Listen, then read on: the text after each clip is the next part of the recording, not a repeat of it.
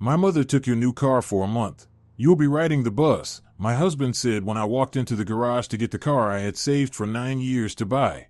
I only smiled, took out my phone and said, "What a pity. I just installed a new anti-theft system yesterday. In 5 minutes the car will shut down in the middle of the road and the doors will lock." But before all that happened, there was morning. A regular Saturday morning, my only morning of the week when I didn't have to get up at 5. Sunlight filtered through the curtains and I lay for a few minutes, smiling at the ceiling. Today was the day I'd waited for. Not just waited, I had earned it. I got up, threw on a robe and went to the kitchen. The smell of coffee was already in the air. Dean, my husband, was awake. He sat at the table, scrolling through something on his phone.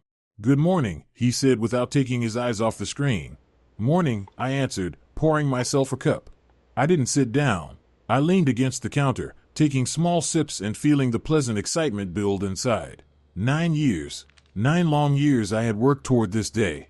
I worked as the head pastry chef at the best restaurant in town.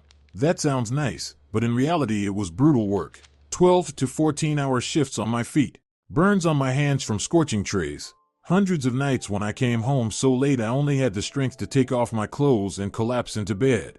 No vacations, no new clothes, nothing that wasn't essential. Every penny, every dollar was saved for a single dream. For my car. And 3 days ago I bought it. Brand new, straight from the dealership. Shiny, the color of wet asphalt, with that new car smell that makes you dizzy. I hardly slept the past 3 nights. I kept listening for sounds outside, even though it sat in our garage. I would go out to it in the evenings, just to sit inside, run my hand over the smooth dash, breathe in that scent. It wasn't just a car. It was my trophy. Proof that I was worth something, that I could achieve something big on my own. I finished my coffee, set the cup in the sink and tried to make my voice sound casual, not like I was about to fly with happiness. "Okay, I'm off. I'm going to take my beauty for a spin." Dean finally looked up at me. There was a strange expression in his eyes I couldn't read then. "Sure, good luck," he tossed, and buried himself in his phone again. I put on a light jacket, slipped the keys and my phone into my pocket and flew out of the apartment. The weather was perfect. Not hot, not cold, a gentle breeze. I pictured driving out of town, rolling the windows down and turning on music. Just driving. Wherever the road took me. Alone. In my car. My heart raced as I walked toward our row of garages. There it was, number 17. The heavy iron lock didn't give right away. The key turned with a squeal. I pulled the massive doors toward me with effort. They crawled open slowly, grinding in protest, revealing the dark interior of the garage. And I froze. The garage was empty. The first thought was ridiculously stupid. Maybe I'm at the wrong garage? I stepped back, looked at the number. 17. Ours. I peered inside again. Empty. On the concrete floor, right where the car should have been, a fresh oil stain darkened the surface, the only proof the car had ever been there. The air smelled of dampness, old rubber, and dust. But not of it. The magical new car scent and its traces were gone. Blood drained from my face. My head buzzed. Stolen? Right out of a locked garage? How? I fumbled in my pocket for my phone to call the police. And then I saw him. Dean. He was standing in the darkest corner, leaning against the wall. He had been there the whole time, silently watching me. His face showed neither surprise nor concern. Just a lazy, relaxed smirk. "Dean? What happened? Where's the car?" My voice trembled. He peeled himself off the wall and stepped into the light slowly. "Oh, you mean that?" He nodded toward the empty spot. "Mom took it." The words didn't sink in at first. I stared at him, trying to tell if he was joking. "What? She took it? Where?" "To a boarding house, down south," he answered as if he were talking about the weather. "To rest, to improve her health. For a month." A month. That word hit me like a slap. My new car. 3 days old. His mother, Barbara, had taken it for a month to go south. I hadn't even had a proper chance to drive it. I hadn't even gotten used to the idea that it was mine. Couldn't she have asked? I whispered, feeling everything go cold inside. "Dean, it's brand new. You can't drive it long distances right away. It needs breaking in." Dean snorted. He stepped closer and I saw something in his eyes I hadn't seen before, a cold, nasty irritation. "Oh, don't start. What's the big deal? She's family." It was urgent. Something came up. "Why should she rattle on a train, in your opinion? Your car won't fall apart. It's not made of sugar." I looked at him and felt my breath catch. Not from shock. From rage. from how monstrous and ordinary this seemed to him. 9 years of my life, my effort, my nerves, just an object to be picked up like a cup off the table. And me? I asked quietly, but my voice rang with tension. Did you think about me? Why did I buy it? So your mother could drive around to boarding houses in it? Then he said something that flipped a switch in my head. He looked at me with mockery, with clear contempt. Well, you ride the bus for a while. Nothing will happen to you. You won't fall apart. By bus. After 9 years of grind. After denying myself everything. I felt the first wave of panic and despair recede, replaced by something else. Cold, hard, like steel. Calm. I suddenly understood that shouting and crying would do nothing. It wouldn't help. That's what they expected. They expected a tantrum, tears, so they could call me selfish and dramatic. I stood silently, watching him for a second, two. Then I smiled. A cold smile like I'd never used before. I slowly took my phone out of my pocket. My fingers didn't shake. I found the service center number they'd given me yesterday. What a pity, I said in a steady, calm voice, looking him straight in the eye. He raised an eyebrow in surprise. I just had a new anti-theft system installed yesterday. A very smart one. With GPS tracker and remote control of all functions. I saw his expression begin to change. The smirk slid off his face. What are you talking about? He hissed. I'm saying I'm going to press one button in the app now. I unlocked the screen and opened the program. The interface was simple, with a big red button in the middle. And in 5 minutes the car will shut down in the middle of the road. The engine will just cut out. And all doors and windows will lock. They won't open from the inside. So your mother will have about 4 minutes to pull over, if she even makes it in time. A flash of pure, animal fear crossed his face. Panic. He jerked toward me, his eyes darting wildly. You? Are you insane? You wouldn't dare. My mom's in there.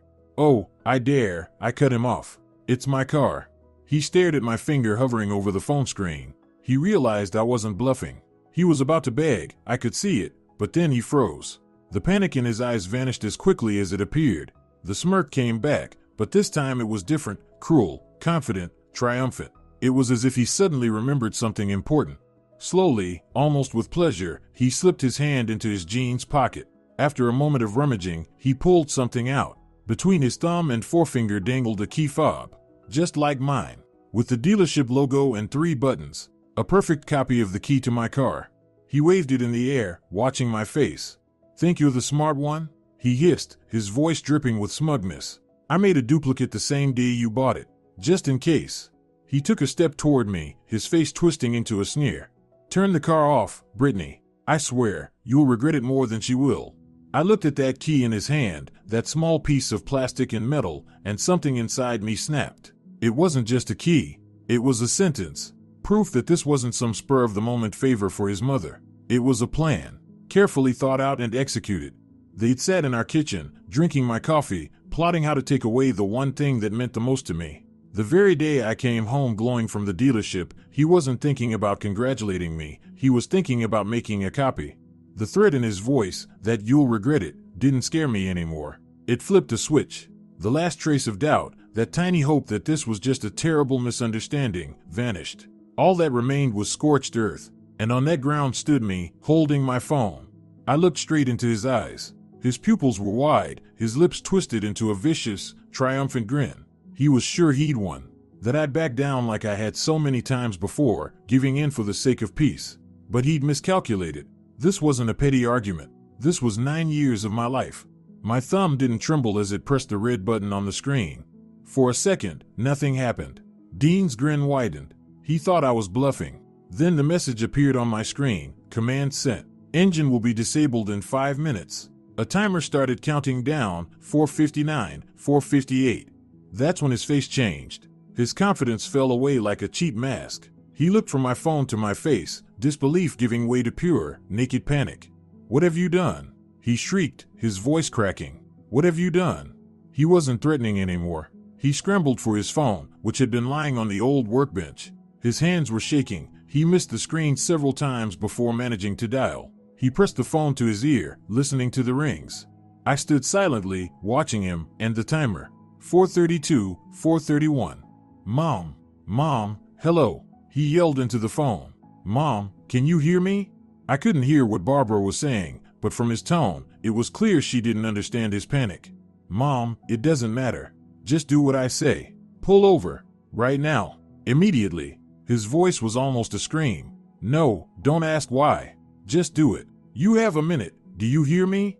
There was so much terror in his voice that for a moment I felt uneasy. What if she really loses control? What if something irreversible happens? But then I remembered his smirk, the duplicate key in his pocket, his words, "You'll take the bus." And the cold resolve returned. It was their choice, not mine. The timer read 3:15. What, Brittany? What are you talking about, Brittany? Mom, I'm begging you, pull over, he shouted, pacing the small garage like a trapped animal. She did something to the car. It's about to stall. Mom, the shoulder. And then I heard it. Even from a distance, through his phone speaker, I heard the piercing scream of a woman. Not anger or irritation, a scream of sheer panic and terror. Then a sharp, deafening crash. The sound of twisting metal. And silence. The line went dead. Dean froze in the middle of the garage, his hand with the phone hanging limply by his side. He stared into nothing. His eyes were glassy. He wasn't even breathing. In that crushing silence, broken only by the faint dripping of water somewhere in the corner, maybe 10 seconds passed. Or maybe an eternity. I watched him. He stared at the wall. The timer on my phone kept ticking, but I didn't look at it anymore. The air in the garage grew thick and heavy, hard to breathe. And then came a sound. Sharp, piercing, ping. We both flinched. The sound came from my phone. I lifted it. The security alert glowed on the screen. My hands trembled slightly as I opened the message. I started reading it aloud, not even knowing why. My voice sounded strange, as if someone else were speaking. Emergency alert. Severe impact detected. Airbags deployed. Location, Interstate 85, mile 74. I lifted my eyes to my husband. His face, I'd never seen anything like it. It wasn't just pale. It was white. Paper white. Chalk white. His lips had turned bluish, his mouth opening and closing like a fish out of water, but no sound came out. His phone slipped from his limp hand and hit the concrete with a dull thud. Slowly, he began to slide down the wall, collapsing to the floor. It was as if all the air had been drained out of him. I was terrified, truly terrified. What had I done? Yes, I had been furious. Yes, I wanted my car back. But I didn't want this. I'm not a killer. Thoughts raced through my head, each worse than the last. What happened to her? Is she alive? And if she's not, it's my fault.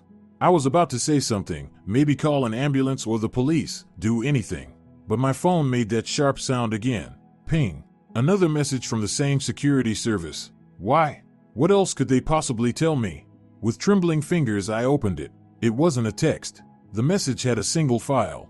A photo. A shot taken by the car's internal camera. In the corner was a timestamp, exactly 1 second before the impact the system recorded. The photo showed the car's interior. Through the windshield you could see the road and something blurred ahead by speed. A flash lit the inside. I saw the white airbag bulging on the passenger side. But my eyes went to the driver's seat. The person behind the wheel was not Barbara. It was a man. A man I had never seen in my life. I shoved the phone into Dean's face, right at his white, blank expression. The screen glowed in the dim garage, lighting the stranger behind the wheel of my car. Who is that? Dean whispered. His voice was hoarse, foreign. I don't know, I answered, and it was the truth. But it isn't your mother. Relief flickered across his face for a second, then it was gone, replaced by complete, utter confusion. He looked from the photo to me. He was as stunned as I was. That man wasn't part of his plan. The icy calm that had held me so far began to crack. What was happening? What the hell was happening? Get up, I ordered. My voice was steady, no hysteria. We're going there. He stared at me with a blank look. How? In what? We'll get a taxi. Now. The drive to mile 74 felt endless. We sat in the back of an old sedan, silent, not looking at each other. The driver kept glancing at us in the rearview, two pale, tense faces. Dean kept trying to reach his mother. The line only gave long rings. I watched the passing posts and trees, and one thought spun in my head. Who was that man? And where was Barbara? We saw them from a distance. Blue and red lights cutting through the gathering dusk. A police car, an ambulance, a tow truck, and a small crowd on the shoulder. Our taxi stopped 100 meters away. We got out. My car. My beauty. It sat nose first in the muddy slope of the ditch. The front bumper was smashed, the hood folded like an accordion, one fender twisted at an unnatural angle. Thin smoke drifted up from under the hood. My heart clenched so hard it hurt to breathe. It felt like something living had been wounded. My living thing. Then I saw her. Barbara. She was the center of attention. Sitting on a folding chair the medics had apparently given her, wrapped in a blanket. Not a scratch on her. But what a scene she put on. She wrung her hands, moaned, clutched her chest. Around her bustled a paramedic and a young police officer with a tablet. When she saw us walking up, her face twisted. She jumped up, shoved the medic aside, and pointed a trembling finger at me. There she is. She screamed across the highway. Her. The murderer. She tried to kill me. Every head turned toward me. I froze under dozens of curious, judging stares. Barbara, what are you saying? I stepped forward. Don't come near me, she shrieked. The car. It went mad. The steering stopped obeying, the brakes failed. She did it on purpose, the damn tech she installed. She'd rather send her own mother to the grave for that piece of metal. Dean ran to her and wrapped his arms around her shoulders. Mom, calm down, it's okay, you're alive. He shot me a look full of undisguised hatred. The officer approached me, tired, worn. Are you Brittany Winters? Yes. I'm the owner of the vehicle, I replied, forcing my voice to stay calm. Listen, it wasn't like that. She wasn't driving. The officer sighed. Mrs.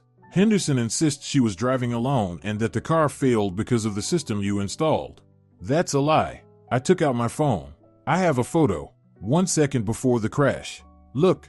I handed him the phone with the photo open. He glanced at the screen, dusk, flashing lights reflected on the display, a grainy image. He waved it off.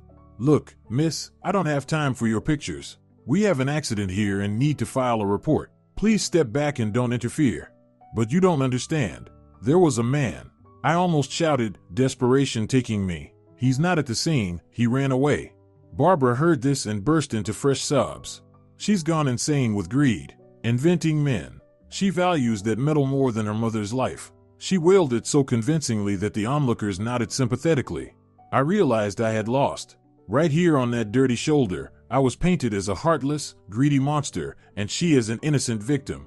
No one wanted to listen to me. No one wanted to look at my evidence. The performance of one actress, my mother-in-law, was far more convincing.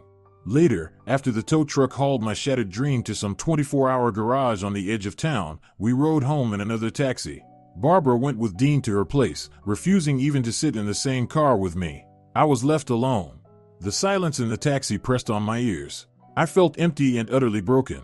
But the anger didn't go away. It just retreated, turned into a cold, heavy lump in my chest. I knew Barbara was lying. I knew I had to find out why. I asked the driver to stop at that garage. The car was left in the backyard under a dim light. The guard, a sleepy little man in a jacket, didn't want to let me in at first. But I slipped a few bills into his hand and said I had forgotten very important documents inside. He waved me past. Inside the car, it smelled of burnt rubber and chemicals from the deployed airbags.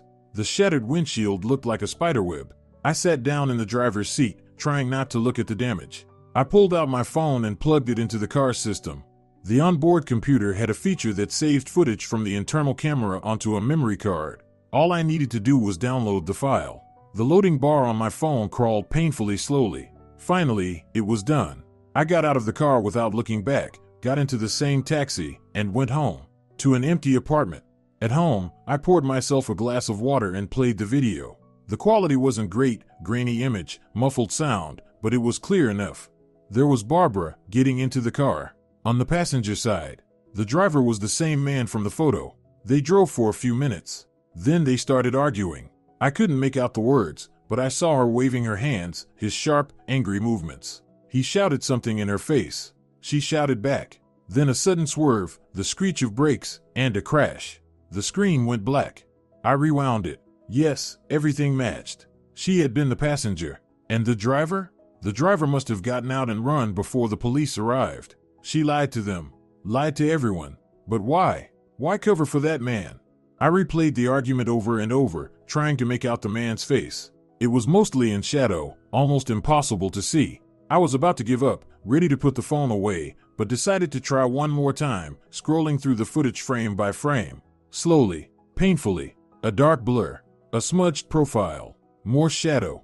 And then, it happened. Just 10 seconds before the crash, he turned his head toward her, yelling something furiously.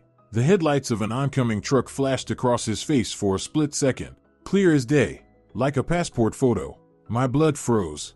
I recognized him. It was Scar. Vincent Scar Gardner, a local thug everyone in our neighborhood knew. He'd been doing the same thing for years, debt collection. I sat in the dark kitchen, the phone screen lighting my face and Gardner's on the video. Now everything made a horrifying kind of sense. His mother hadn't just taken my car. She'd handed it over to a criminal. And then she'd lied to the police, lied to everyone, to cover for him. The question why answered itself. People only called someone like Gardner for one reason, when they owed money. And apparently, they owed a lot. I took a screenshot of the clearest frame showing his face and saved it. I didn't know what I was going to do next, but I knew I had more than suspicion now. I had proof. The door slammed. I didn't even flinch.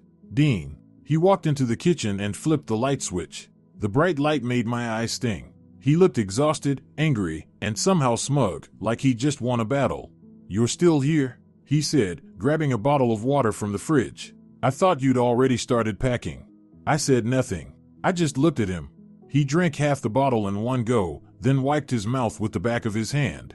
"Here's how it's gonna be, Brittany," he said, as if issuing orders. "My mom's in shock. Her blood pressure spiked. They barely stabilized her. Tomorrow, you're going to her place. With flowers. You're going to apologize, on your knees if you have to." He leaned closer, his tone sharp. "Second, the car repairs. They'll cost a fortune. You'll pay for it. All of it. That's the least you can do to make up for what you've done." "For what I've done?" My voice was quiet, raspy. "Yes, for what you've done," he snapped, slamming the bottle on the table. "You almost killed my mother. You wrecked the car. You made a scene on the highway. It's all your fault, and you're going to pay for it. And forget about your mystery man and that other crap. He doesn't exist. My mother was alone. End of story." He glared down at me, waiting for me to cave, waiting for me to break. Slowly, I raised my phone and turned the screen toward him. On it was Gardner's face, clear, angry, lit by the flash. "Doesn't exist, huh?" I said quietly. He froze. The smugness, the anger, the confidence, all drained from his face. He knew him. Of course he did. Everyone in our town knew Gardner. Where did you get that?" he croaked. "From my car," I said. "The dash cam. Your mother put on quite the show for the police, Dean. But machines don't lie. So now you're going to tell me everything. Who is that man? And what was he doing driving my car with your mother in it?" He said nothing, just stared at the photo. I could see the war going on in his head. He was trying to come up with another lie, another excuse. But he couldn't. The evidence was too clear. I stood and stepped closer to him. "Talk," I said, "or this picture goes straight to the police. And I'll tell them how your mother gave false testimony to cover a criminal who fled the scene." That hit him hard. Family drama was one thing, false testimony was another. He dropped into a chair like his legs had given out, buried his head in his hands. "You don't understand," he muttered. "You don't understand anything." "Then explain," I raised my voice. "Explain why a debt collector was behind the wheel of the car I worked 9 years to buy." The word collector hit him like a shock. He looked up at me, eyes wide with desperation. And then he broke.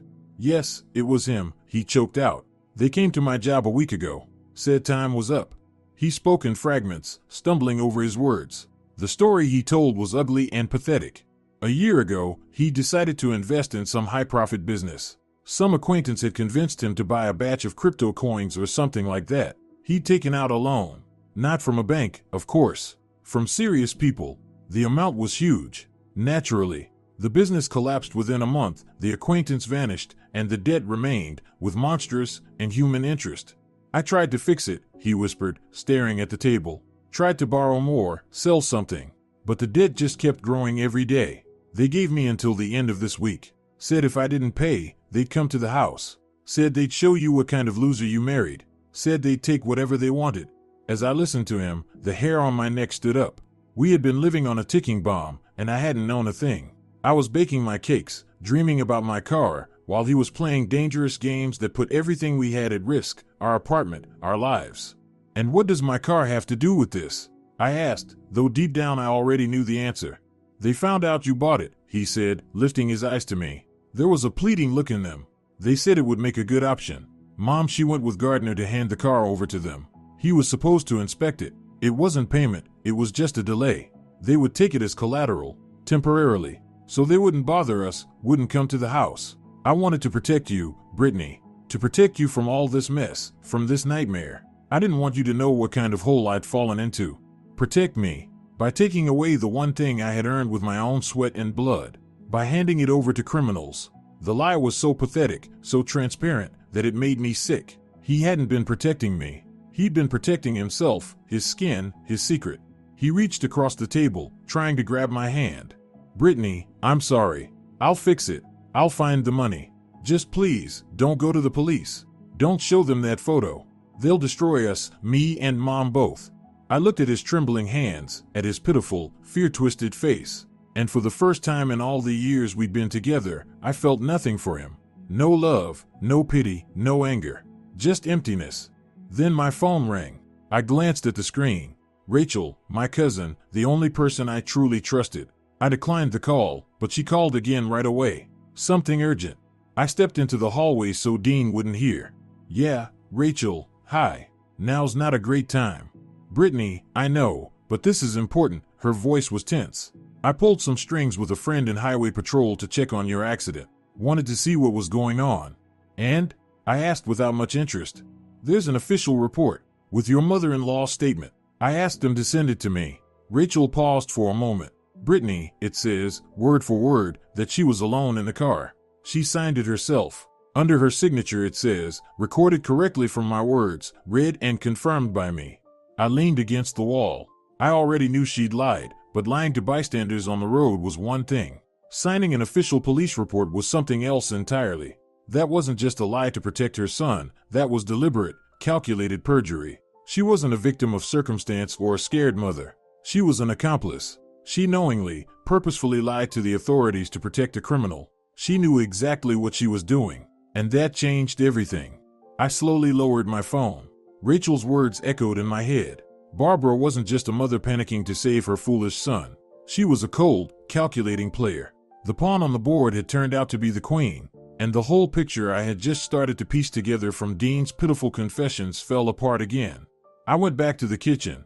Dean was still slouched over the table. He looked up at me, eyes full of hope. He thought I'd almost forgiven him, that his pathetic story about protecting me had worked. Your mother signed an official police report, I said evenly, sitting across from him. She wrote down that she was alone in the car. She gave false testimony. He flinched. Apparently, he didn't know that. She must have panicked, got confused, he mumbled. Stop, Dean, I cut him off. Enough lies. I don't believe a single word you say anymore. That pathetic story you told me isn't the whole truth. I want everything. Right now. I stared straight at him, and he couldn't hold my gaze. He looked down again. I told you everything. No, I said sharply. You told me a fairy tale where you're the poor victim and your mom's the brave savior. But heroes don't lie to the police to protect thugs. Something doesn't add up. So let's start over. What business? What crypto investment? Tell me the truth. All of it. The pressure built. I could see him struggling. Lying had become his second nature. But now, cornered by hard proof, Gardner's photo and his mother's signed report, his defenses began to crumble. He stayed silent for a long time, then let out a heavy sigh, and started talking. The more he said, the colder I felt. There was no business, no one-time investment. It was a whole system, a way of life he'd been hiding from me for years. It started with payday loans at insane interest rates to pay off his credit cards. Then debts to friends, co-workers, neighbors. He lived beyond his means, always wanting to look more successful, richer than he was. The new phone model, the expensive watch he claimed was a company gift, dinners at fancy restaurants with important people while I thought he was at meetings, all of it built on lies and debt. And a year ago, he went too far. He'd lost a huge sum on sports betting. That was the real debt. Not a business loan. Not an investment. He lost it to those same serious people you couldn't just ask for more time. Why didn't you tell me? I whispered, a lump rising in my throat. I'd been living with a complete stranger. Why, Dean? We could have figured something out. Sold something. Sold what? He suddenly snapped, his voice filled with anger. Your apartment? The only thing we have? You'd really do that? I looked at him and realized I would have. If it meant saving his life, our safety, I would have found a way. But he hadn't even asked. He decided everything himself. Or rather, not by himself. And giving my car to thugs as collateral, that was your plan too? I asked coldly. He slumped again. His eyes darted around the kitchen, searching for an escape. Not exactly, he mumbled. What plan, then? He stayed silent. Say it, Dean. What was the plan? He hunched his shoulders and muttered, almost inaudibly. We wanted them to take it, drive it somewhere far away, another region, and after a month, we'd report it stolen. It felt like someone had punched the air out of my lungs. I couldn't breathe. Report it stolen? I repeated. To get the insurance money? He nodded. There it was, the peak of their brilliant little scheme. Not just giving away my car, but pulling off an actual scam. Steal it from me, get money from the thugs, then claim the insurance payout on top of it. Double profit. And me? I'd be left with nothing, just a broken dream and a story about a stolen car. That's why she had to leave for a month, right? I guessed. Go south, to the health resort, to give herself an alibi? So no one would suspect her. He nodded again, unable to meet my eyes. I closed my eyes. The puzzle finally fit together. Every piece. The duplicate key made the very first day. Dean's strange smirk that morning. Barbara's hysterics on the highway. Her lies to the police. It had all been part of one big, ugly, monstrous plan. I opened my eyes and asked the last, most important question. Whose idea was it? He was silent. I saw the struggle inside him, torn between some leftover loyalty to his mother and the raw fear of taking all the blame. He didn't want to expose her, but he was too afraid to carry it all himself. Whose idea was it? I repeated, each word sharp as a knife. He looked away, at the wall, anywhere but at me. And then he whispered so quietly I barely heard it. It was Mom's idea. She said you owed it to the family, that it was your duty. The room went silent, heavy, suffocating. I looked at my husband, this weak, pitiful man who had let his mother drag both of us into criminal filth. A man who was ready to steal from me, to take my dream, my future. And then there was a soft click, the sound of the front door lock. We both flinched and turned toward the hallway. Barbara had her own keys to our apartment. She always walked in without knocking, as if she owned the place. She was standing in the kitchen doorway. I didn't know how long she'd been there or how much she'd heard. She was wearing the same robe from earlier at the crash site, just without the blanket. There was no trace of shock or high blood pressure on her face. Only cold, steely rage, and open contempt. Her eyes were fixed on me. And I was right, she said loudly, clearly, her voice tight like a wire. A good wife would give her last shirt for her husband, for her family. But you'd hang yourself over a hunk of metal. Her words hung in the air, heavy and venomous.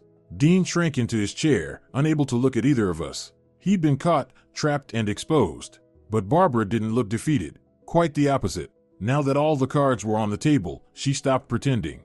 The mask of the caring mother-in-law, the frightened victim, gone. In front of me stood the architect. Cold. Calculating. A manipulator who no longer saw any reason to hide who she really was. Mom, what are you doing here? Dean stammered. What I should have done a long time ago, she snapped, stepping fully into the kitchen and stopping right in front of me. She stared straight at me, her eyes burning with fanatical fire. I'm trying to save my son from a selfish, greedy woman who only cares about herself and her toys. My toys? I shot up, my voice breaking into a scream. You conspired behind my back to steal my car. You handed it over to criminals. You lied to the police. And I'm the selfish one? Who else? She smirked. My son got into trouble, real trouble. Any decent wife would do anything to help him. But you threw a tantrum over a car. You nearly killed me with that stupid device of yours. You were ready to risk my life just to get your toy back. She was magnificent in her fury. She twisted everything around with such conviction that for a moment, I almost believed her. She ignored every fact, the lies, the conspiracy, the criminals. In her world, there was only one truth. Her son was in trouble, and I was the obstacle standing in the way of saving him. This is pointless, I said, turning to Dean. We're done talking. Tomorrow, I'm filing for divorce, and I'm going to the police with the footage and the photo. Let them sort out who owes what to whom. Dean's face twisted in horror, but Barbara didn't even flinch. The police? She barked out a short, harsh laugh. You think it's that simple? You think I'll let you ruin my son's life? Oh no, sweetheart. We're going to handle this differently. Like family. She pulled out her phone. Get ready, she ordered her son. We're going to Uncle Malcolm's.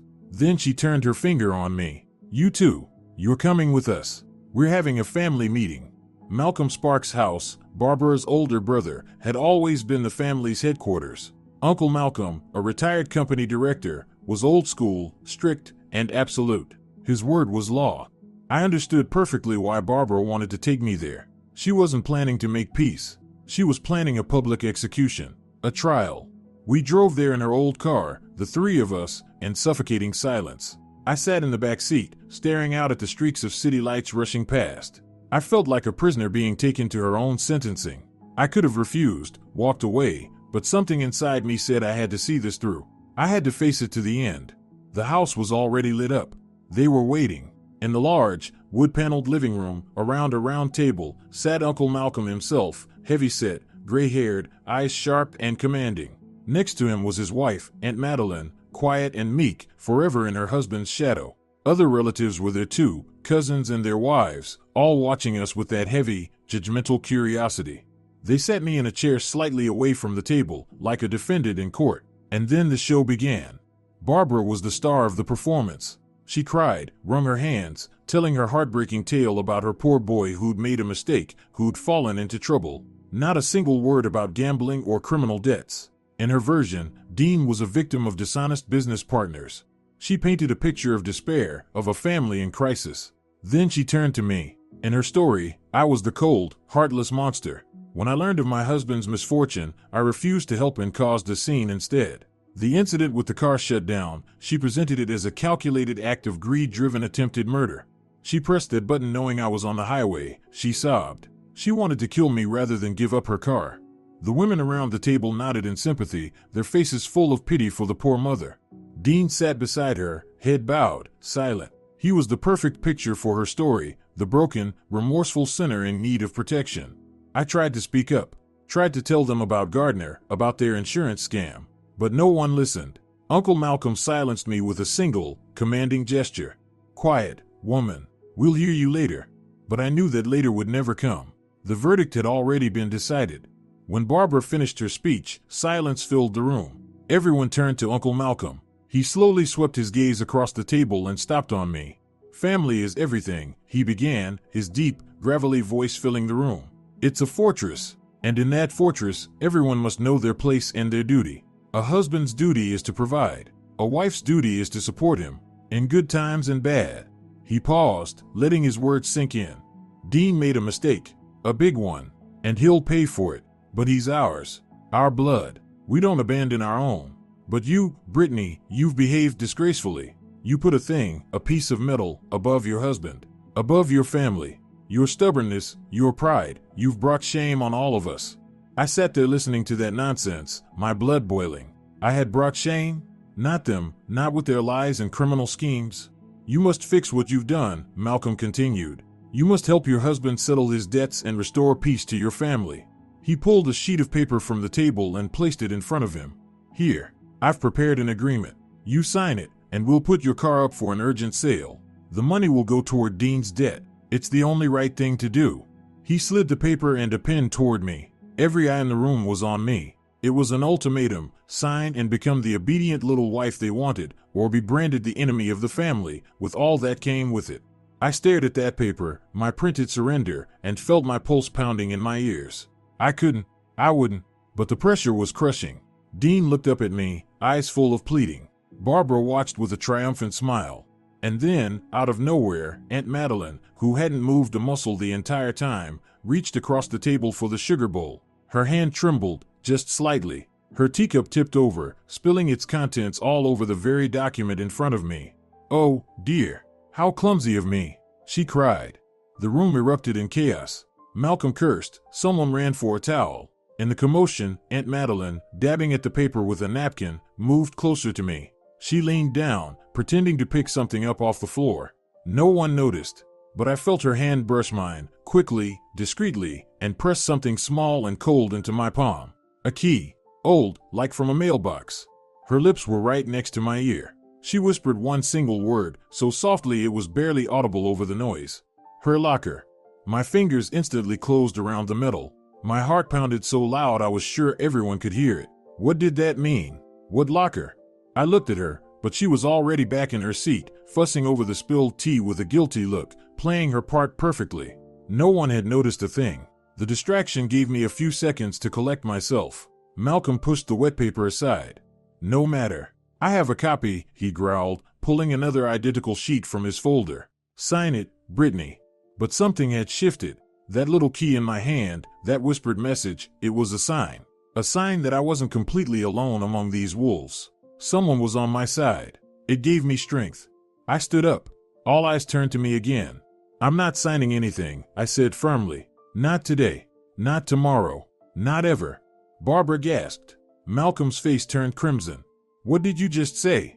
You heard me. It's my car. I'll decide what happens to it. And as for the husband who tried to rob me, I'm divorcing him. I looked straight at Dean, who shrank under my gaze. This family meeting is over. I turned and walked out without looking back. Behind me, Barbara's shrill cries and Malcolm's furious roar echoed through the house, but I didn't stop. I stepped out into the cool night air and took a deep, shaking breath. I didn't know what would happen next, but I knew one thing: I had just escaped their trap. I walked to the highway, caught a ride, and an hour later I was back in the city. I didn't go home. I knew Dean and his mother would return soon, and I couldn't bear to see them. I went straight to Rachel's. She opened the door, saw my face, and didn't ask a single question. She just hugged me and led me to the kitchen, poured me a cup of hot tea. I sat there in silence, warming my hands on the mug, and finally opened my fist. In my palm lay a small, old-fashioned key with the number 14 engraved on it. "What's that?" Rachel asked. I told her everything. About the house, the family trial, Aunt Madeline, and her whispered words. Rachel took the key, turning it over in her fingers. "Looks like a mailbox key," she said. "Or maybe for some kind of storage locker." "Her locker," I repeated. "What locker? A bank vault?" Rachel shook her head. "No, not a bank key. This is simpler. Older." We sat there thinking. And then it hit me. I remembered helping Barbara once, carrying some old boxes down to the basement of her house. It was an old building. In the basement, along a long dim corridor, were handmade storage rooms, little lockers, as the residents called them. Each apartment had one. Wooden walls lined with tin sheets, secured with padlocks. "The basement," I said. "She has a storage locker down there. Number 14. We exchanged a look. What was so important that Aunt Madeline wanted me to find down there? Something that could change everything, that much was clear. Waiting until morning was unbearable. It was already past midnight, but I didn't care. I had to know. Rachel saw the determination in my eyes, quietly grabbed her jacket, and said, "I'm coming with you." Barbara's house was dark and still. The windows were black, the yard silent. We slipped into the building behind a late tenant coming home. The basement door was locked with a cheap padlock, but Rachel managed to pop it open with an ordinary hairpin.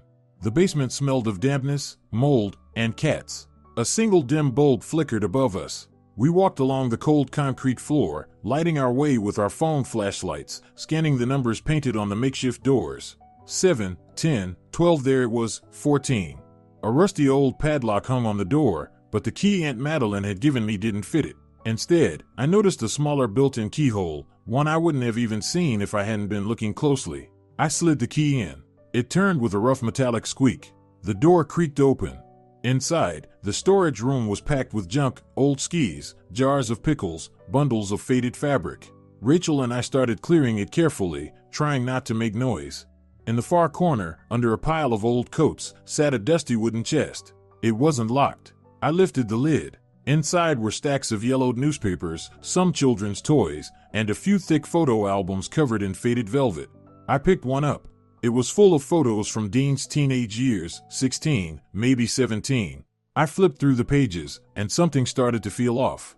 There he was at the seaside, wearing a fancy imported jacket. There he was with friends, an expensive watch gleaming on his wrist. In another photo, he stood in front of a foreign car, a rarity in those days, especially in our town. I'd always known the Henderson family hadn't been well off. Barbara worked in an office, and Dean's late father was a simple engineer. So where had the money come from? The trips, the designer clothes, the gold chain hanging around the neck of a teenage boy? I kept turning the pages. Then, from between two photos, a folded, yellowed piece of paper slipped out. I picked it up and unfolded it. It wasn't typed. It was handwritten in blue ink, on lined notebook paper. I started reading. And the further I read, the colder my hands grew. It was a loan agreement, written 20 years ago. Barbara Henderson, full passport details, had borrowed a massive sum for that time from a certain man. Repayment due in a year. The interest rate was outrageous. Her signature was at the bottom, and his. Under purpose of the loan, one line was written, for the urgent needs of her son. I looked at the photo where it had been hidden, young Dean, smiling, his arm around his mother, wearing that same expensive suit. So this wasn't something new. His life beyond his means, his financial recklessness, it hadn't started a year ago. It had been there from the beginning. It was a way of life. A lifestyle his mother had funded through monstrous, secret debts. She hadn't just spoiled him, she'd built him that way. She had created his dependence, financed it for years. I sat there, holding that yellowed paper, and the entire picture of their family came into focus, ugly and raw. This wasn't a family. It was a cult. A cult centered around one spoiled, selfish god, Dean. And his mother was the high priestess, ready to sacrifice anything to maintain the illusion of his perfection.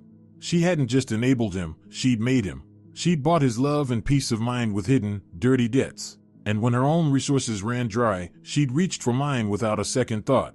All her hatred toward me, her contempt, her obsession with controlling every dollar I spent, it wasn't just mother-in-law jealousy. It was panic. Panic from a woman who'd spent her life hiding her financial ruin and suddenly found herself next to someone who actually lived within her means. My car, bought with my hard-earned money, wasn't just a piece of metal to her. It was a silent accusation, an insult, proof that you could live differently, and she couldn't bear that. Rachel and I quietly put everything back into the chest and left the basement. Rachel stayed home, and I headed back to my apartment. Dawn was breaking. I knew Dean would be there, and I was ready to talk. He was asleep on the couch, still in his clothes. The moment he heard the door, he jumped up. His face was a mix of fear and anger. "Where were you? I've been calling you all night." I walked past him to the kitchen and set my bag on the table. He followed me. "Do you even realize what you've done tonight?" Uncle Malcolm's furious. "The whole family thinks you're—" "I don't care what your family thinks." I cut him off without turning around. I poured myself a glass of water. My hands weren't shaking anymore. "I'm curious about something else. Tell me, Dean, did you enjoy wearing expensive clothes in high school? Didn't that gold chain chafe your neck?" He froze. "What are you talking about?" "About the watch you lost at prom. About those seaside trips when your parents told everyone they were visiting grandma in the country. That's what I'm talking about." I took the folded loan paper from my bag and laid it on the table in front of him. I didn't say another word. He looked from the paper to me, confused. Then he picked it up and started reading. I watched his face. Confusion turned to surprise, then to shock. Real, raw shock. He wasn't faking it. He truly didn't know. What is this?" he whispered, eyes wide with fear. "I've never seen this before. There must be some mistake." "It's not a mistake," I said quietly. "It's the price of your golden teenage years. The price your mother paid so her precious boy would never want for anything. Only, it seems she never paid the debt back." He stared at his mother's signature, at the impossible interest rate, at the enormous amount, even by today's standards. His face went pale. For the first time, I saw something different in him, not fear of gangsters or Uncle Malcolm, but the shock of seeing his entire world collapse. The world where his mother had always been flawless, untouchable, his protector. He grabbed his phone. "This can't be real. She would have told me. I'm calling her right now." He dialed Barbara's number and put it on speaker. She picked up almost instantly, her voice sharp and venomous. "Well, has your hysterical wife come to her senses yet? Ready to sign the paper?" "Mom," he started hesitantly. "Mom, Brittany found some kind of old document. A loan agreement. It says you borrowed a large sum of money 20 years ago. For me." For a moment, there was silence on the other end. Then came a shriek so piercing it made me flinch. "What? Where did she get that? Thief. She's been snooping through my things, through my storage. I'll call the police. How dare she?" She was screaming, losing control, but not once did she say it wasn't true. She didn't say, "It's a mistake." She didn't say, "Don't worry, I paid it off." She just attacked me with accusations. That was her confession. "Mom, so it's true?" Dean asked quietly, his voice trembling. "None of your business," she barked. "Throw that paper away and make your wife shut up, or I'll shut her up myself." And she hung up. Dean lowered the phone slowly. He sat there, staring into nothing, silent. The seed of doubt I'd been trying to plant had finally taken root. He'd seen her for who she really was, not a loving mother, but a hysterical, deceitful woman cornered by her own buried secrets. The next day, I didn't go to work. I called in sick. I just sat there, in silence, trying to figure out what to do next. Dean had left early in the morning without saying a word. I felt like I was standing in the calm before a storm. After lunch, the doorbell rang. I looked through the peephole, a postal worker. Strange. Usually they just drop the mail in the box. I opened the door. An elderly woman in a uniform jacket handed me a thick envelope and a form. Registered delivery. Sign here. I signed and took the envelope. It was made of heavy white paper, no return address, only a stamp from a law firm I'd never heard of. My stomach tightened. I tore it open. Inside was an official-looking document, letterhead from a debt collection agency called Justice Order. The text was dry and bureaucratic, but every word sent chills down my spine. They informed me that they were the legal successors of a now-defunct credit institution. Then came the details of the very loan Barbara had taken 20 years ago. With all the interest and penalties, the amount had ballooned into something astronomical, enough to buy 3 apartments like mine. I kept reading, confused. What did this have to do with me? It was her debt, not mine. But then I reached the final paragraph.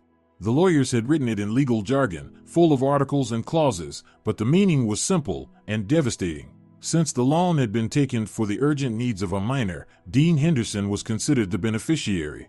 And since I, Brittany Winters, was now his lawful wife, cohabiting with him and sharing jointly acquired property, I was legally recognized as a party liable for his obligations. At the bottom, in bold letters, it said, "Failure to repay the specified amount within 10 days will result in legal proceedings, with subsequent seizure of your movable and immovable property, as well as your bank accounts and wages."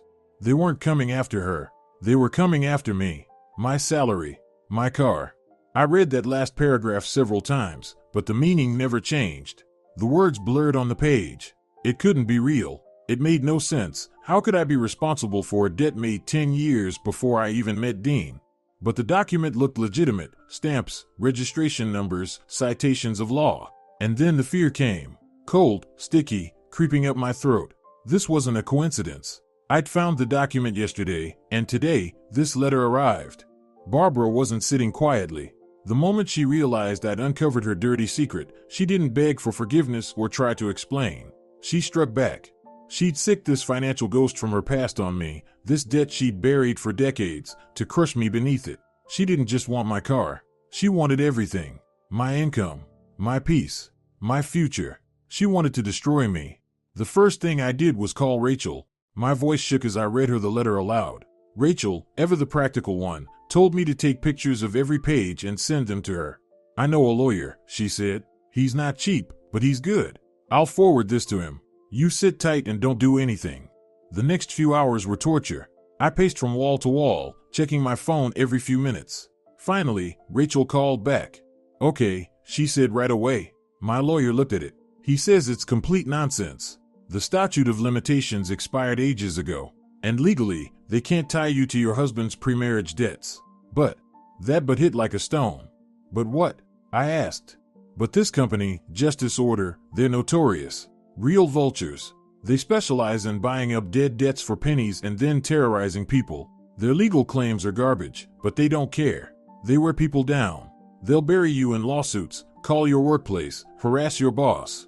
They'll visit your neighbors, plaster your building with flyers that say debtor under your photo. They'll drain you, your nerves, your time, your money on lawyers. These things can drag on for years. It's dirty, it's ugly, and it's expensive. That's what they count on, that you'll break and pay just to make them stop. I sank onto the couch, my legs weak. Barbara had calculated everything perfectly. She knew I couldn't afford a long legal fight. She knew how much I valued my job, my reputation. She'd found my weakest point and hit it dead center. This wasn't revenge, it was a siege. And I had no resources to fight it. I sat there in a daze when Dean came home. He looked lost, like he hadn't slept either, still trying to digest what had happened the night before. He quietly walked to the kitchen and poured himself a glass of water. "Did you talk to her?" I asked. "I did," he said flatly. "She told me it's none of my business. Said I should deal with my own problems and she'll handle the old ones herself." "She already did," I said and handed him the letter from the collectors. He took it, scanning the pages. With each line, his face grew paler. When he reached the last paragraph, the one mentioning me, he looked up, horrified. This can't be real. She wouldn't. She would, Dean. And she did. This is her revenge for me uncovering her lies. She's decided to punish me by dumping her 20-year-old debt on my shoulders. I'll talk to her, he muttered. I'll make her fix this. He jumped up and grabbed his phone. Don't waste your time, I said wearily. She won't back down. You know her better than I do. She'll go all the way. He called her anyway. I heard fragments of his side of the conversation. Mom, what did you do? Why are you dragging Brittany into this? Cancel it right now. But all I could hear in response was Barbara's sharp, shrill voice. Then he threw the phone onto the couch. She said this is the only way to make you see reason. That once you sign the agreement to sell the car, she'll take care of everything. Blackmail. Crude, shameless, but effective. She'd taken me hostage. I realized I had only one option left. One person who might actually have the power to do something, Uncle Malcolm. Yes, he'd humiliated me at that so-called family meeting. Yes, he'd sided with her. But he was the head of the family. He was the one who preached about honor and disgrace. And what his sister was doing now went far beyond a family dispute. It was pure malice. I grabbed the loan contract and the collector's letter and went to see him, without calling first. I found him alone at his apartment in the city. He looked surprised to see me but let me in. What now? He asked curtly, without offering me a seat. I silently laid the two documents on the table in front of him, the old loan and the new letter. Here, I said. This is your family's past, and it's destroying my present. Your sister, to cover up her lies, has unleashed debt collectors on me. She's trying to dump her 20-year-old debt onto me. She's blackmailing me, trying to force me to hand over my car. Tell me, Uncle Malcolm, does that fit with your grand ideas about family honor? He picked up the papers, put on his glasses, and started reading. He read for a long time, carefully, silently. His face grew darker by the minute. When he finished, he set the papers aside. His expression was like stone, unreadable, hard as granite. Family debts, he said finally, his voice low, are a family matter. You should settle this among yourselves. Don't drag me into your women's quarrels. I just stared at him, feeling the strength drain from me. That was it. The end. He wouldn't help. Honor of the clan meant more to him than justice. He'd cover for his sister, no matter what she'd done. I'd lost. I understand, I said quietly. I gathered the papers and headed for the door. I was completely crushed. My hand was already on the doorknob when his voice stopped me. Wait. I turned. He was still standing by the table, not looking at me. There are witness signatures on that contract, he said softly, almost a whisper. I looked at him, confused. The man who signed as witness for my sister, his name is Matthew Scott. He worked for me for 40 years as a department head, a man of the old school, principal to the core. He's retired now, lives out in the suburbs. He paused, then met my eyes. Find him. I walked out of his apartment, my heart pounding. He hadn't helped me directly. He'd kept his mask, the stern, fair patriarch. But he'd given me something, a weapon, a clue to the weak point in this 20-year-old story. Matthew, the witness. Finding him turned out to be easy. Without saying another word, Malcolm had scribbled an address and house number on a scrap of paper before I left. The next day, I took a day off work and drove there in Rachel's car. The trip took over 2 hours. The suburb was peaceful, full of greenery. I spotted Matthew's house right away, sturdy, well-kept, with neat flower beds out front. A short, wiry old man with sharp, clear eyes opened the door. He looked at me with suspicion. I'm here on behalf of Malcolm Sparks, I said. The moment I mentioned the name of his former boss, his expression changed. Without a word, he let me in. The house was tidy and modest, smelling of wood and dried herbs. We sat down at the kitchen table. I pulled the copy of the loan agreement from my bag. Mr. Scott, I know it's been 20 years, I began carefully. But maybe you remember this day? This document? That's your signature. He put on his glasses and took the paper from me. He studied it in silence for a long time. His face didn't reveal a thing. I remember, he said finally, setting it down. His voice was quiet but steady. You don't forget something like that. He looked at me over the rim of his glasses. But why are you asking about it now? Malcolm kept silent all these years, and suddenly he wants to dig it up? He didn't send me, I said. I came on my own. His sister, Barbara Henderson, is now trying to dump this debt on me, on my family. I gave him the short version, without drama, the car, the accident, the collectors. He listened carefully, not interrupting. When I finished, he shook his head. Barbara, she was always obsessed with that boy. Would have sold her soul to the devil for him. He leaned back in his chair and began to talk. He remembered that day in vivid detail. Barbara had called him at work, crying over the phone, begging for help.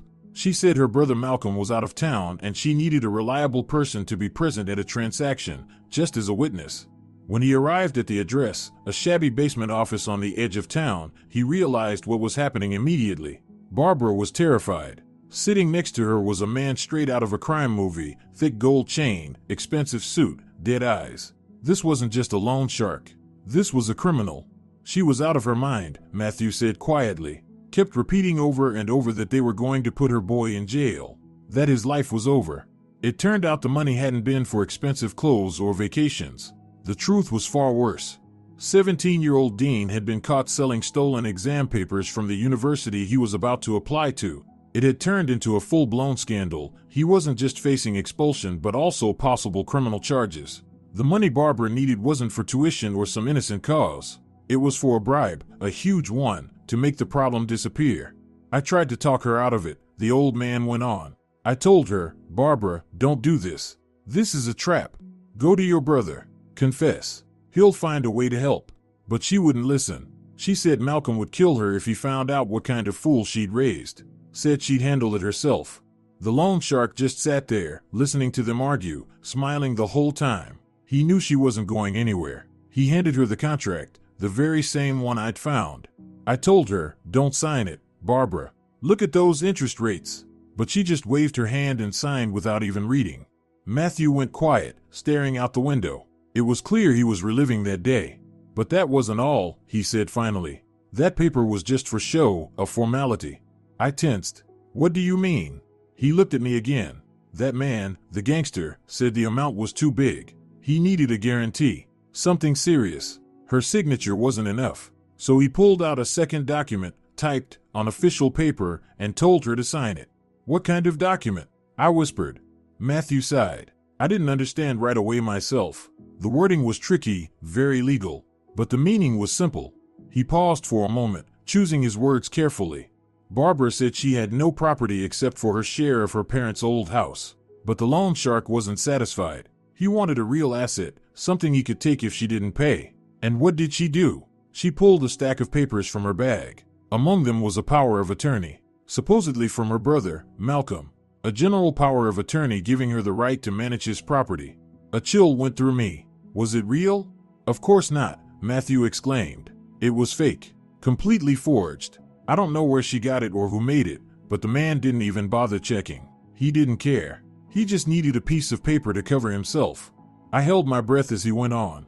And she signed that second document, he said quietly, his voice heavy with regret.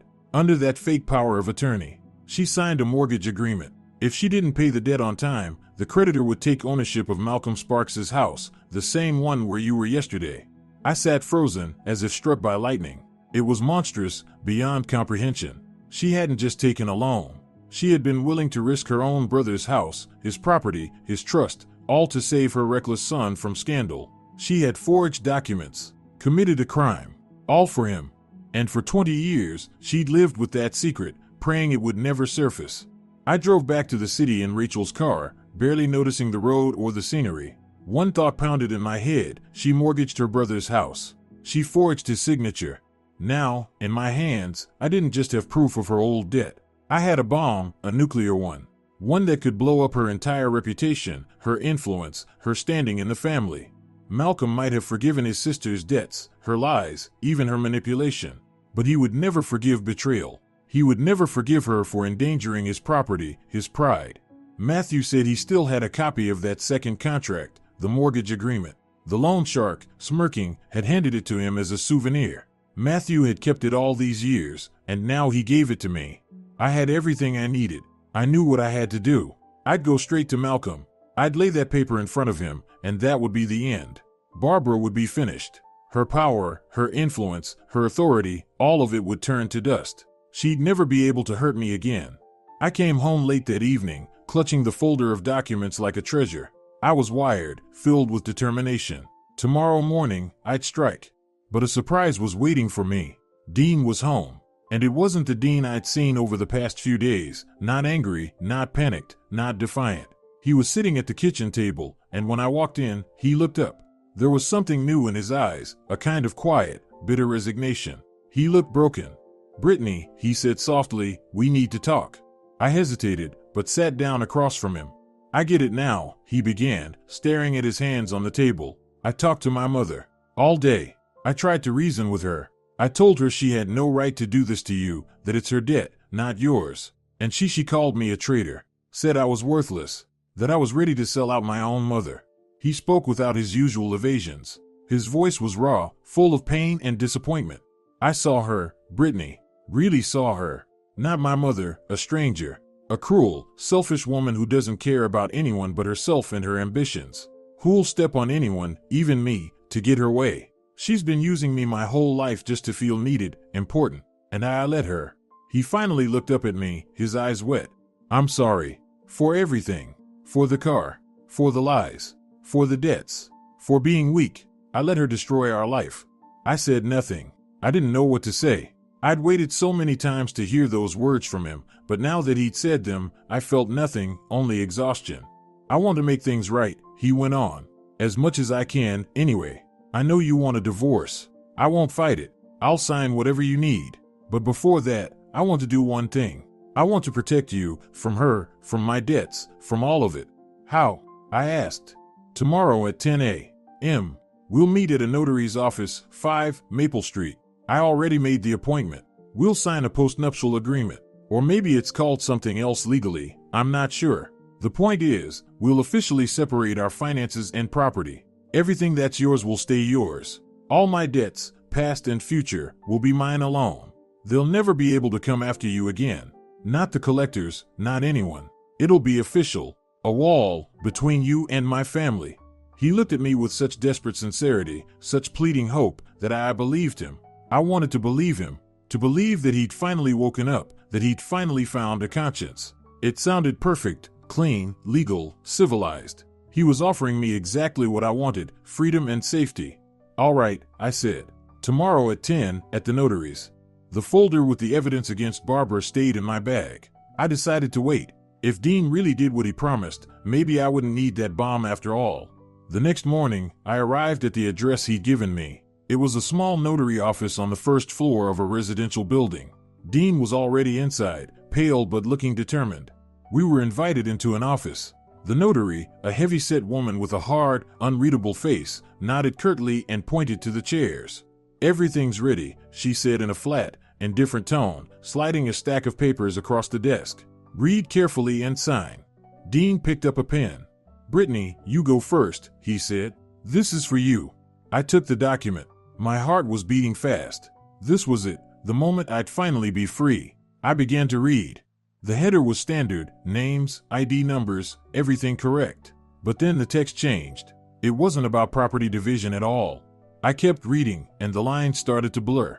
Blood rushed in my ears. This wasn't a postnuptial agreement. It was a power of attorney. A power of attorney granting my husband, Dean Henderson, full and unlimited control over all my property, movable and immovable. The right to sell, gift, exchange, mortgage. The right to receive money on my behalf. The right to sign any documents in my name, without my consent, without my presence. I got to section 3. 4, written in tiny, neat print, including the right to sell the property owned by Brittany Winters at address, as well as the vehicle, make and model, at a price and on terms at his sole discretion. I lifted my eyes from the page. Dean was watching me, pen in hand, tense with impatience. The notary was staring out the window, pretending to be uninterested, but her indifference was fake. They were in on it together. This was a setup. The worst, dirtiest trap they'd ever prepared for me. My mind went blank, cold and sharp. The shock was so strong I didn't even feel anger or fear. Just an icy stillness. His tears, his apologies, his talk about protection, all of it had been a performance. Every word, every look, a lie. He had brought me here so I would hand over everything myself, willingly. My apartment, the one I inherited from my parents. My car. My life. I set the document back on the table. My hands weren't steady. I knew that if I jumped up now and screamed, exposed them, it would be useless. They'd deny everything. The notary would claim I'd asked her to prepare that exact document. Dean would say I misunderstood. I needed proof. Solid proof. Slowly, I raised a hand to my forehead.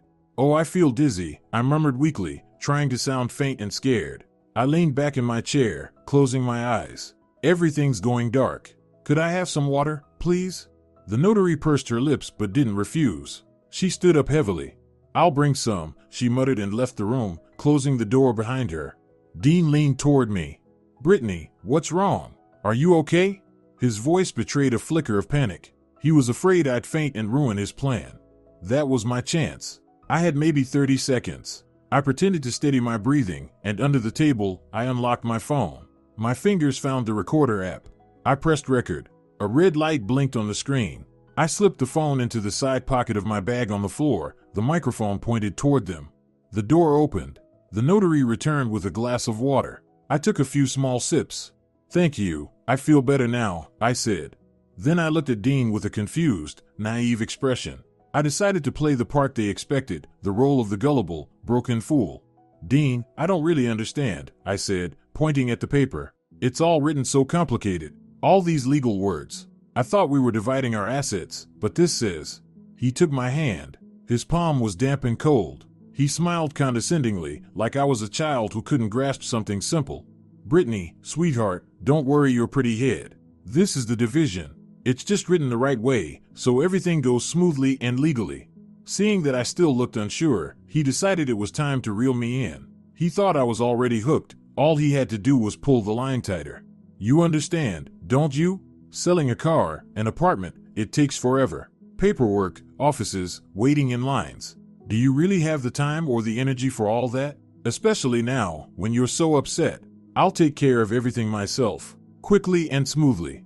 This is just a document that lets me handle those things on your behalf, so you don't have to worry. You see? It's for your own good. I blinked innocently, pretending to process his words. So you'll sell everything and then we'll split the money? I asked in my most naive tone. He smirked. He thought he'd won. That little smirk loosened his tongue. Of course, darling, of course, he said patronizingly. I'll handle everything properly. I'll sell the apartment to a friend of ours, someone we can trust. Fast, no unnecessary questions. If we sell it at full market value, it'll take months. We don't have that kind of time. So we'll go a little cheaper, get the cash right away. I'll pay off all my debts, sort out the mess, which, by the way, you created with your stubbornness. He kept talking, completely lost in his own arrogance, drunk on his sense of control and superiority. And you can stay with my mom for now. She's got a big apartment, plenty of space. You'll have somewhere to live until everything settles down. It's the most reasonable solution, Brittany. The only way to fix the disaster you caused. I looked at him, this man who had just laid out, without shame, his plan to leave me homeless. He'd sell my apartment for nothing to one of his buddies and ship me off to live with his mother, the same woman who orchestrated all of this. It was the end. Final and absolute. He was so certain of his victory that he didn't even bother pretending anymore. He thought I was broken, that I'd sign anything. And right at that moment of triumph, his phone rang. He glanced at the screen and grinned even wider. Mom's calling. She's probably checking in. He hit the speaker button, deliberately leaving it on loud so I could hear, just to crush me completely. Well, came Barbara's sharp, impatient voice through the speaker. Is that idiot signing? We need the apartment listed by Friday. The buyer won't wait forever. Dean looked at me with a triumphant smirk. She's signing, Mom. Where's she gonna go? He said proudly. Everything's going according to plan. And then they both laughed. Barbara's gleeful, spiteful laughter crackled through the speaker. I told you she's an idiot, she cackled. You just had to push a little. Who knew it'd be so easy to fool her? Dean chuckled in agreement, looking me straight in the eye. Meanwhile, my phone, tucked inside my bag on the floor, recorded every word, every laugh. I slowly reached for the pen he handed me. He watched, unblinking, waiting to see the tip touch the paper. His smile was smug and predatory. The notary had stopped staring out the window and was now watching me too. They were both waiting. I brought the pen to the signature line, paused for a moment, then lowered it, not onto the document, but onto the table. You know, I said quietly, looking at Dean, my head really hurts. I think I should go home, lie down.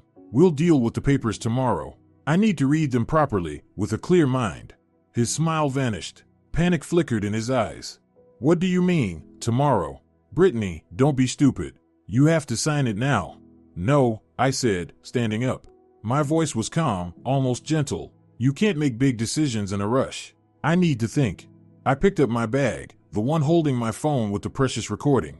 Don't see me out. I'll find my own way. I walked out, leaving him sitting there with his mouth open. I didn't run. I walked slowly, steadily. I could feel his bewildered gaze on my back. He didn't understand what had just happened. He thought he'd simply lost the timing, that tomorrow I'd come back and he'd finish breaking me. He didn't know that tomorrow would never come for him. Once outside, I immediately stopped the recording and saved the file. Then I sent it to Rachel, to my email, and to cloud storage. That file was now my only insurance, my only weapon. I sat on a bench in a nearby park and listened to the recording. The quality was perfect. Clear voices. Dean's cynical monologue about selling my apartment. And the cherry on top, his and Barbara's cruel laughter. Every detail was there. I started thinking about my next move. Go to the police? Sure, I could file a fraud report. But it would drag on forever. Lawyers, hearings, interrogations. They'd deny everything, hire their own attorneys, paint me as some hysterical lunatic. It would become a private war, hidden from the world. But I wanted something else. Not just justice or revenge. Public. Total. I wanted everyone to see them for who they really were. That family was obsessed with reputation, with appearances, with what Uncle Malcolm thought. That's exactly where I had to strike. I called Rachel and told her everything. Those bastards, she said right after hearing the recording. Absolute monsters. I need an audience, Rachel, I said. As big and as interested as possible. I might have just the thing, she replied after a short pause. I heard from my aunt, your Uncle Malcolm's having his wedding anniversary this Saturday. 45 years with Aunt Madeline. Big dinner at a restaurant. The whole family, all their friends, half the town's big shots. You couldn't ask for a better stage. Saturday. 3 days away. Perfect. That gave me just enough time to prepare. I didn't just need the family there. I needed neighbors, co-workers, acquaintances, a crowd. And I knew exactly who could help me with that. Brenna, the gossip queen of our building. For her, rumors weren't a hobby, they were a lifestyle. She knew everything about everyone. Her contact list was bigger than any database. She was the unofficial news agency of our entire neighborhood. Until now, I'd avoided her, thinking she was just a nosy chatterbox. But now I needed her. The next day, I waited for her by the entrance. I did everything I could to look as pitiful as possible. I hadn't slept all night, dark circles under my eyes. I wore an old, faded sweater. I looked like a shadow. Brenna was just coming back from the store with her bags full. Hi, Brenna, I mumbled, stepping in her way. She gave me a long, measuring look. Hello, dear. You don't look well. Something happened? That was my cue. I sniffed. A tear rolled down my cheek, real, hard one. Oh, Brenna, I don't even know who to tell. I'm in such trouble, such terrible trouble. She immediately set her bags on the ground. Her eyes lit up with unhealthy curiosity. What is it, sweetie? Tell me. Don't keep it inside. And I began my performance. I didn't tell her everything, nothing about the car or the debts. I gave her only the juiciest, most scandalous part. I think my husband and mother-in-law are trying to force me out of my apartment, I sobbed, covering my face with my hands. Out of my apartment, my parents left it to me. Bullseye. Housing drama is the richest soil for gossip. Force you out? Brenna gasped. You're kidding. They're pressuring me, making me sign some papers, saying I have to move in with my mother-in-law. I don't know what to do, Brenna. I'm all alone. Please, tell me what to do. I looked up at her like a beaten dog. I appealed to her power, her standing in the community. And she took the bait. She saw more than just a juicy rumor, she saw her star moment. A chance to play savior, champion of the people. And of course, to sit at the epicenter of the biggest scandal in a decade. She placed a motherly hand on my shoulder. Her face showed boundless sorrow, but devils danced in her eyes. There, my girl. Don't cry. We won't let them hurt you. She fell silent, plotting. So, Saturday, your uncle's anniversary, right? The whole family will be there? Yes, I whispered. Perfect. Her voice turned firm, businesslike. It's important that society stands with you in such a hard moment. Neighbors, friends, we should all be there. To show them you're not alone. That you've got the whole building, the whole community behind you. She patted my hand. Her eyes burned with righteous fury and anticipation. Don't worry, dear. I'll take care of it. I'll make sure absolutely everyone who needs to be at Malcolm Sparks' anniversary will be there to support you. When one of ours is in trouble, it becomes a matter for the entire community. For the next 2 days, I barely left the house. Dean kept trying to talk, asking when we were going back to the notary, saying the buyer was waiting. I answered in monosyllables, I'm thinking. Don't push me, I need time. I played my role, the weak, wavering woman, to the end. He was angry but patient. He was sure I was just throwing a fit and would cave. Meanwhile, Brenna launched a full-scale campaign. Her phone never stopped ringing. She called everyone. Neighbors, Malcolm's former colleagues, mutual acquaintances, distant relatives. Her version of events was far from the truth, of course, but it hit the mark. Poor Brittany Winters, her evil mother-in-law and spineless husband are kicking her out of her own home, trying to snatch her little apartment. We have to support the girl. Malcolm's a respected man. He should know what his relatives are doing behind his back. That's how her rallying cry sounded. She was building public pressure. She was gathering my army. Saturday evening, I got dressed. Not flashy, but dignified. A dark dress, neat hair. No jewelry. I needed to look not like a victim, but someone who came seeking justice. In my purse, besides my phone, were 2 folders, one with a copy of the mortgage agreement on the house, the other with that power of attorney they tried to make me sign. The banquet hall buzzed like a disturbed hive. Brenna outdid herself. Besides the expected relatives and friends of the Sparks family, there was a whole delegation of the community. I spotted my downstairs neighbors, the head accountant from Dean's work, Malcolm's former deputy from the company. They all came up to me, squeezed my hand, whispered words of support. They didn't know the whole truth, but the rumors had done their work. The air was charged. Barbara and Dean felt it the moment they walked in. They expected to see me alone, tucked into a corner. Instead, I was the center of attention. Their faces went slack. They made the rounds, accepting congratulations, but their eyes kept shooting lightning at me. They looked at me with pity, but behind it was hatred. For the audience, they performed their act. Our poor daughter-in-law is a bit unstable, but we love her and take care of her. The celebration went on. Toasts to the health of the anniversary couple, Aunt Madeline and Uncle Malcolm. When Aunt Madeline met my eyes, she gave the slightest nod. I knew she understood why I was there. Finally, after the main course, Uncle Malcolm himself took the stage. He lifted the microphone. He spoke at length, solidly, like the clan's patriarch he fancied himself to be. He talked about the importance of family, about honor, about tradition, about how family is sacred and problems should be solved within, without airing dirty laundry. Loyalty and devotion, the true foundation. Every word was a stone aimed at me. The whole speech was groundwork for what was to come. He was preparing the soil for my public humiliation. When he finished, the room erupted in applause. Uncle Malcolm stayed on stage. And now, he said, raising his voice, I'd like to give the floor to my nephew, Dean. There has been some misunderstanding in their young family recently, but I'm pleased to announce that, as decent people, they have found common ground and reached an agreement that will bring back peace and harmony. Dean walked onto the stage, glowing. He looked like a man who'd already won. All the support I'd gathered meant nothing now. In front of the entire upper crust of their world, I was supposed to surrender. In his hands was that same clipboard, and on it, the same document, the power of attorney. Thank you, Uncle Malcolm, he said into the microphone, his voice trembling with emotion. Yes, my dear wife and I have faced some difficulties lately, but we've talked everything through. And to put an end to all the rumors and unpleasantness, we've made a joint decision. And now, we want to make it official, publicly, in front of our family and friends. He turned to me and held out his hand. Brittany, sweetheart, come up here, please. All eyes turned to me. The room fell silent. I rose slowly and began walking toward the stage. I could feel hundreds of eyes on me, curious, sympathetic, judgmental. I climbed the steps. Dean took my hand. I love you, he whispered so only I could hear. A chill ran down my spine. He placed the clipboard on the podium and uncapped an expensive pen.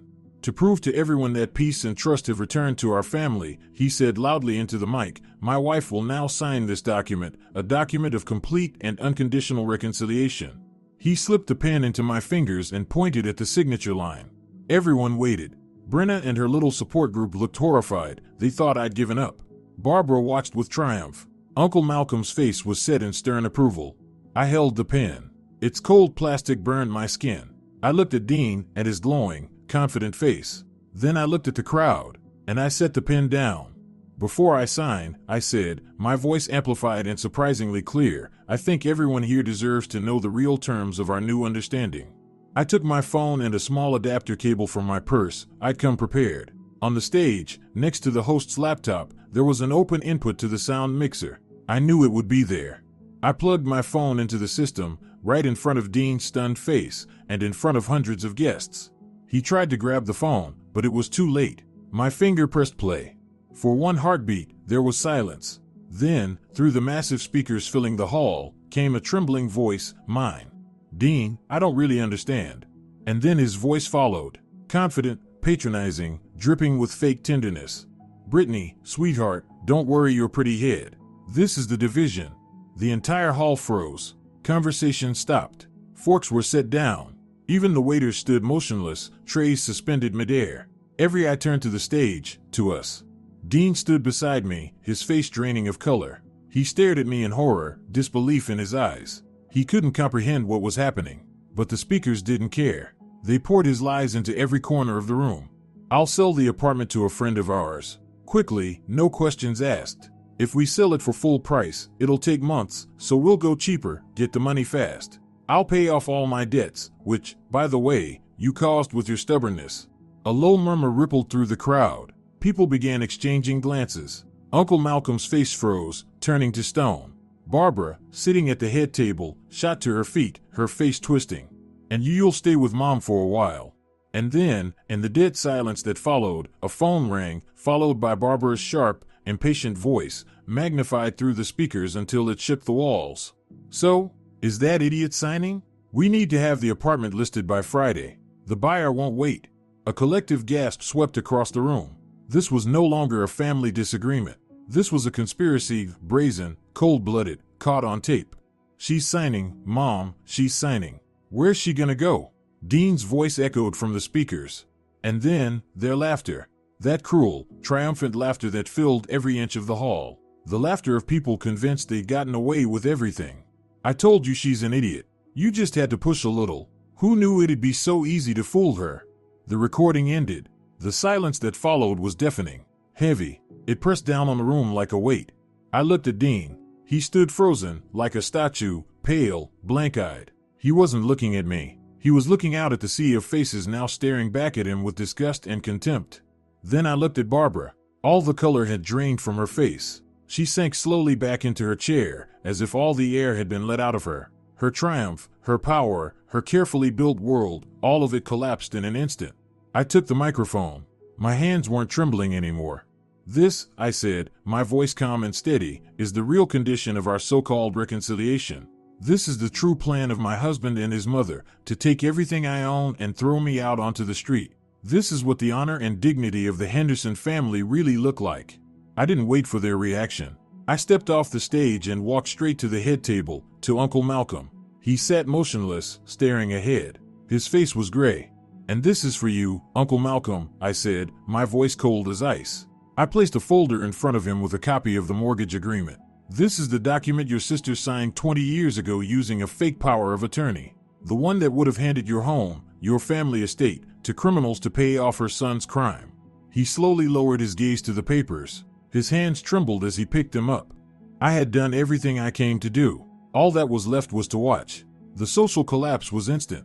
The distant relatives were the first to move. They started getting up from their seats, mumbling excuses about urgent business, and headed for the exit without saying goodbye. No one wanted to stay on a sinking ship. Brenna and her support team worked like a well-oiled machine. I saw their phone screens light up. They weren't just leaving, they were broadcasting. In 10 minutes, everyone in town would know what had happened in that restaurant.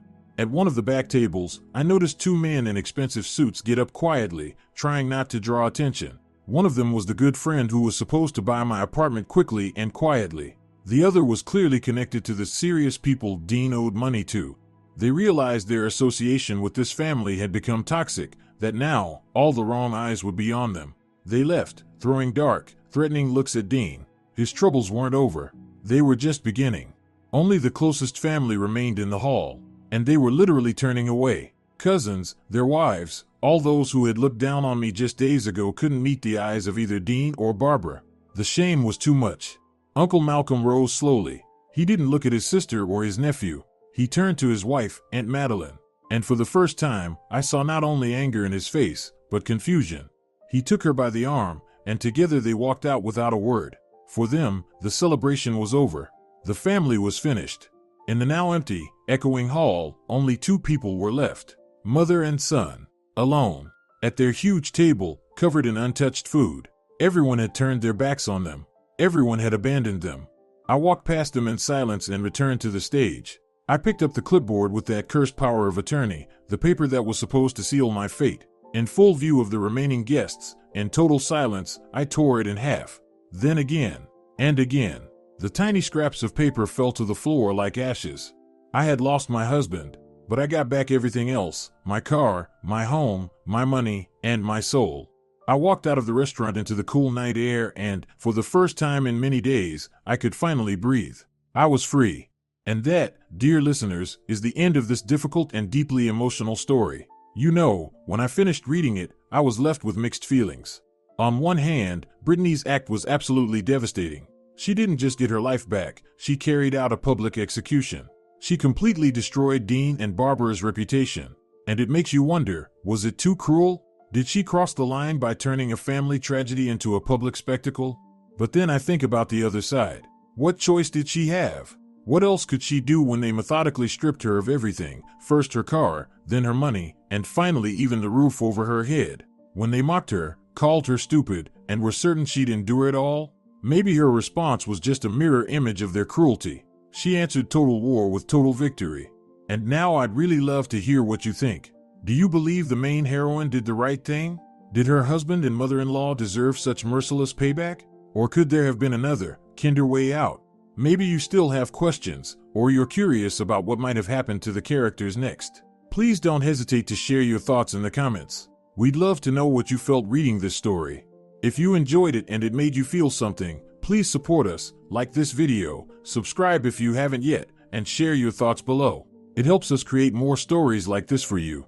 Take care of yourselves and your loved ones, and always pay attention to the people around you. At the end of this video, a window will pop up in the middle of your screen. Click on it to watch more of our most captivating stories.